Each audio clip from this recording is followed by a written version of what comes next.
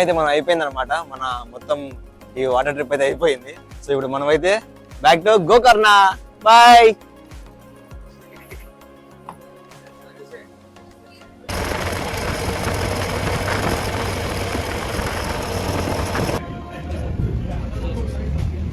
So ఫైనల్గా అయితే మనమైతే గోకర్ణకి అయితే రీచ్ అయ్యాము. సో రీచ్ అయ్యి ఒక 1/2 అవర్ అవుతుంది. మనమైతే చెక్ ఇన్ కూడా చేసాము. సో ఒకసారి నేను చూపిస్తాను. సో మన రూమ్ ఎలా ఉందో. యాక్చువల్లీ అయితే మనకు ఒక రూము, తర్వాత శాలినికి ఒక రూమ్ కూడా తీసుకున్నాము.